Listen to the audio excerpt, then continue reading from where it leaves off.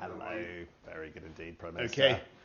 Very good to see you. Good to Are see we you. all recording and ready to go? Yep. Then, just let the door shut, then let us begin. Prime Minister, what's the British government's assessment of what's happening in Afghanistan? Who is in charge, and have you just presided over a rout? I've just been in charge of another Cobra meeting because, as you rightly say, Sam, the situation in Afghanistan continues to be extremely difficult, getting more difficult, I would say. And our priority is to make sure that we deliver on our obligations to UK nationals in Afghanistan, to all those who have helped the British effort in Afghanistan over 20 years, and to get them out as fast as we can. So the ambassador is working round the clock, has been there at the airport to help process the applications. As you know, about 2,000 Afghans have already left and come to this country under our resettlement scheme, and we're going to get as many as we can out in the next few days. But plainly, the situation remains very difficult, and it's clear that there is going to be, or there is going to be very shortly, a new government in Kabul, or a new political dispensation, however you want to put it. And I think it's very important that the West collectively should work together to get over to that new government, be it by the Taliban or anybody else, that nobody wants Afghanistan once again to be a breeding ground for terror, and we don't think that it's in the interests of the people of Afghanistan that it should lapse back into that state, that pre-2001 state. And so what the UK will be doing is working with our partners in the UN Security Council, in the P5, to get that in NATO.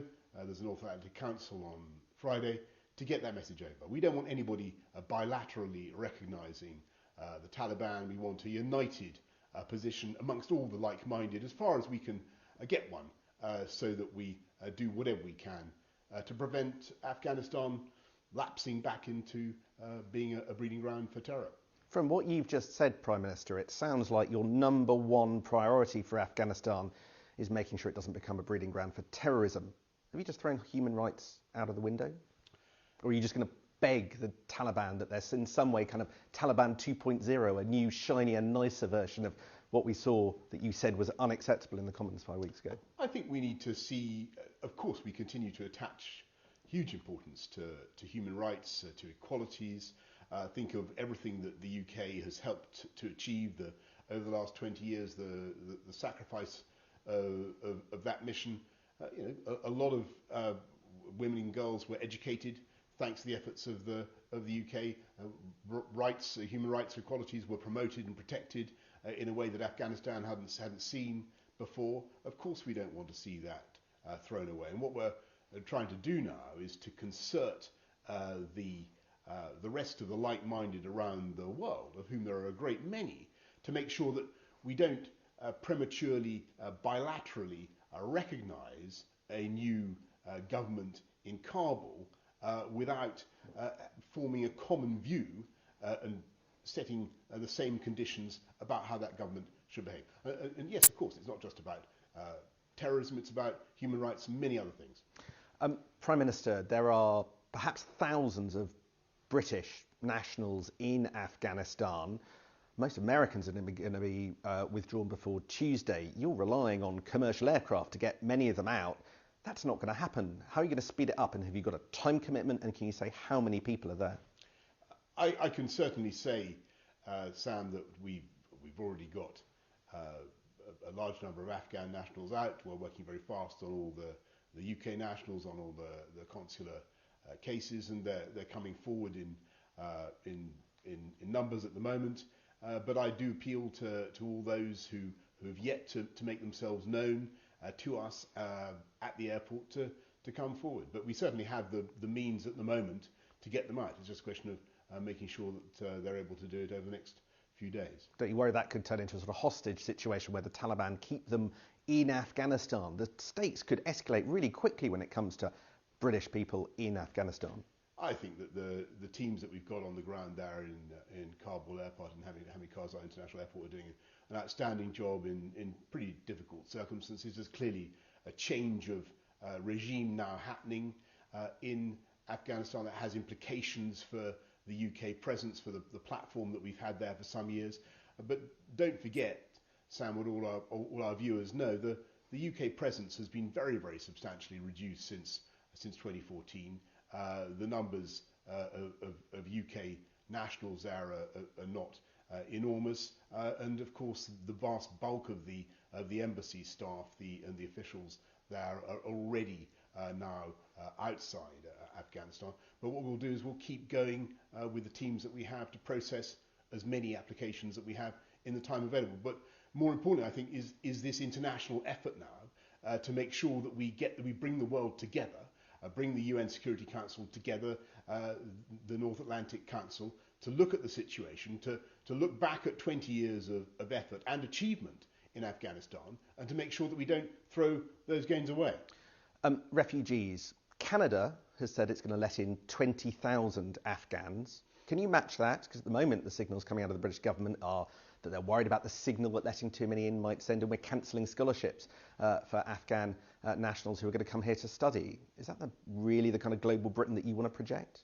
Well, Sam, don't forget we've already received, I think, 2,000 or 1,978 Afghan nationals as part of our Afghan resettlement program, and I think we can be pleased with that. So it's a good waymarker. I imagine more to come. And on your point about scholarships, I think that is very important. There are, as you know, 34 Chevening scholars right now in Kabul. We do want to make sure that they're able to come, and so we're accelerating, doing whatever we can to accelerate their visas to get them over as well. This has caught you by surprise, hasn't it? This wasn't predicted, the fall of Afghanistan, when you did your statement on July the 8th to the House of Commons. What have you got wrong? I think if you look back at that statement, I'm afraid it was very clear from what I said that the situation in Afghanistan was going to change, and that we needed to reflect on that. You honestly saying you expected to be standing here today giving a statement like this quickly? I think it's fair to say that the US decision to pull out has accelerated things, but this has been in many ways something that has been a chronicle of an event foretold. We've known for a long time that this was the way things were going, and as I said before, this is a mission whose military component really ended for the UK in 2014. What we're dealing with now is the very likely advent of a new regime in Kabul. We don't know exactly what kind of a regime that will be. What we want to do is make sure that we as the UK pull together our international partners, our like-minded partners, so that we deal with that regime in a concerted way. Finally, we've had cabinet ministers on holiday, critical cabinet ministers to this question, like Dominic Raab, away over the last few days. Now it's all coming to a focal point because you've asked for Parliament to be recalled. Is it the duty of every MP to attend Wednesday's debate? I think that it's an important moment for the country, in the sense that this has been going on this is a commitment that's been going on for 20 years. Remember, we went into Afghanistan 20 years ago because America was attacked, and America decided to invoke Article 5 of the NATO treaty, appealing to all America's allies to mutual defense and to come to help solve a particular problem of the Al-Qaeda presence in Afghanistan. And to a very large extent, we did help America solve that. And there's been no Afghanistan-originated terror, or very much less Afghanistan-originated terror on the streets of the West, thanks to that effort. What we're seeing now is the end of that American and therefore that Western mission. It is an important moment. It's a big moment. I think it's right that Parliament should debate it, and that MPs will want to have their say. It's also, of course, probably a logistically difficult moment for many MPs who will have made long-standing commitments, Sam. But as you know, the wonders of Zoom technology are there. And if MPs cannot get in person into the House, then I'm sure that they'll be wanting to tune in and express their views. But the many MPs who have expertise in this matter will, I'm sure, want to, and there are a great many, and many who've actually served in Afghanistan, who I'm sure will be wanting to get in and debate in person. Thank you. Thank you. Turn off the light, I think.